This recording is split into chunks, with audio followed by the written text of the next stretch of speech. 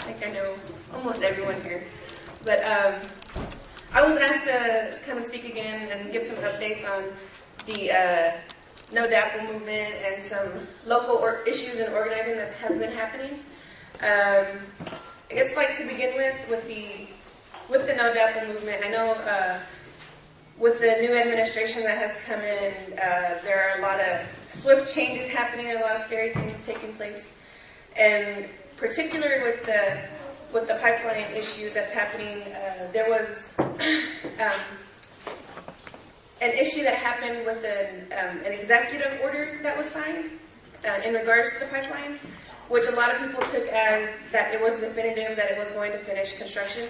But actually what the president signed was an executive memorandum, and it's still pretty powerful, but not as strong as an executive order would have. And what that means is that what he signed, this presidential memo, is kind of a nudge to the Army Corps of Engineers to get on it because we want this to happen. And what the conflict in that memorandum happening is that it has already been in place. The environmental impact statement has to happen. And with that happening, there is a time where the public, everybody here could get online and put in a comment regarding this pipeline. And that closes on February 20th. You can go online, you can find it through government website or Army Corps of Engineers website or the Indigenous Environmental Network. They have it set up where you can log on to their site and you can write, just sign your information to a statement they've already created. And like I said, the deadline for that is February 20th, and the environmental impact statement won't even be complete at that point. It takes a really long time to get a definitive, thorough, full statement regarding the impact that this will have on the water, the land, and the people there directly affected by the breaking ground of the pipeline. So that order that was signed doesn't necessarily mean that the fight is over. The fight is very, very much still active, and once that was signed, it was another call out to get more active again. There was a little lull in activity on site, but things have still been steadily going on. Locally in the area, there will be another action on February 3rd, and that will be outside the Army Corps of Engineers office in downtown at the Federal Building. That happens Friday, February 3rd, I believe, and it begins at 3:30. There is another action plan, but that is not a Native-led action that's happening outside of headquarters at Energy Transfer. The event happening outside of the Federal Building that is led by Indigenous organizers.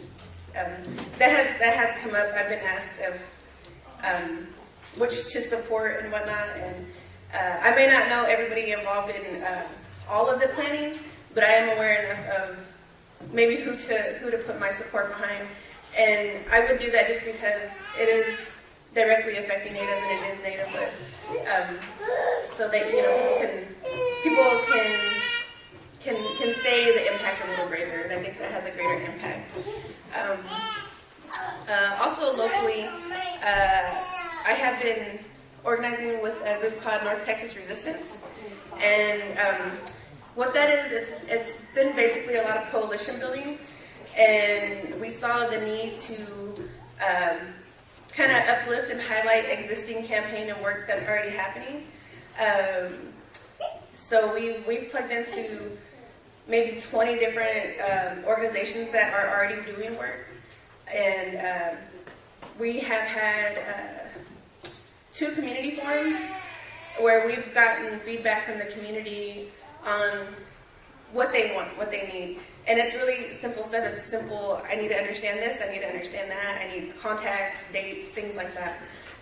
So that's been the focus of our work, is to get community educated and ready to organize, because there's been a want to organize and a want to go out once this new administration came in, because there's a lot of scary things happening, a lot of really big changes that can affect families and the homes, and education and environment, and so we're trying to help the process as much as possible. Our group has, like I said, we've had 2 community forums, and we will have another community forum, which I'd like to invite everybody to. And forgive me, I gotta look at my phone for the dates and the location. That will be on February 25th at 3 p.m.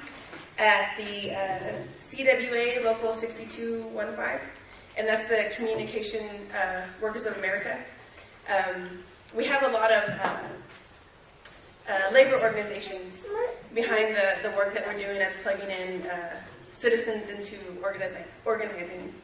And what we do at these forums is we get feedback, we give updates on what we've done, and we will have different organizations. You'll be able to meet folks that are working on anti-police brutality or environmental or labor issues, or we have representatives that work with the North Texas Dream Team that work with the immigration issues and DACA and DAPA, and can give you full updates on how your family can be affected, because we were already seeing, you know, families being broken apart with immigration and folks not being able to come in. And one thing with North Texas Resistance, we were wanting these movements to involve families, and so we do have a child care collective. So any North Texas Resistance event, we are saying it's family friendly and child friendly, because we have child care provided by people with a lot of experience and education dealing with children, and we have activities for them to do, and we hope that that'll get a whole family to come out and be educated on issues. And it doesn't necessarily mean, you know, you come to our event and then we want to see you at a rally or a march. That's not the point of what we're trying to do. We want to educate everybody. And if you feel like educating your home is the most important, then we want to support that and give you the option of coming. Also, what North Texas Resistance has done, on Inauguration Day, we held a press conference and a rally, and I spoke at the press conference and represented our committee. And what we did was we read a list of demands that we're asking of the city. With the new administration, with all these changes, we're asking that the citizens, that's including all Native people in Dallas, that we're hoping that Dallas provides the right protections and information to the citizens to live a healthy, happy life. I was asked that day, why as a Native person do I feel I need to speak on issues that maybe don't represent me? But just because we're American Indian doesn't mean we're exempt from anything that happens to any other American citizen.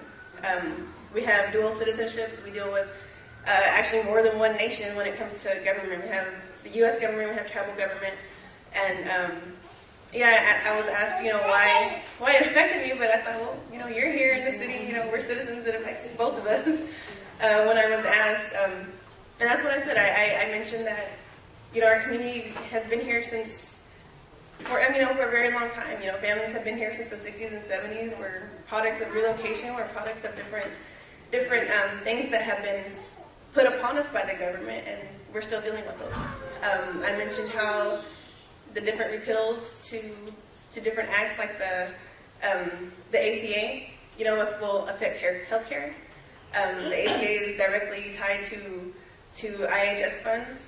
You know, we could all be affected by that, and just different things. And I just felt the need to represent our communities and let it know that we're still here, and we are aware of what's happening and what's affecting us. And I wore my regalia to the press conference, and I was asked what I was wearing and why I chose to wear that. And I told the camera person, I told the news person that, you know, this is who I am. You know, we are still here, we are informed, and we're going to continue to be informed. So, you know, with the opportunity come, I really want to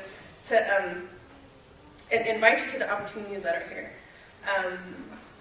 And I'm always available to speak. If you can find me online anywhere, or a phone number if you see me. I'm more than willing to give you the dates, information, things like that.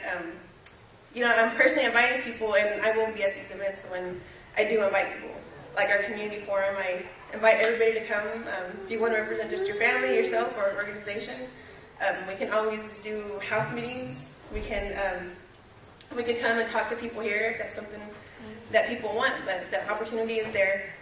And again, I just want to say, you know, like with the No Dapple movement, it's still ongoing, it's stronger than ever, and it needs more support now more than ever.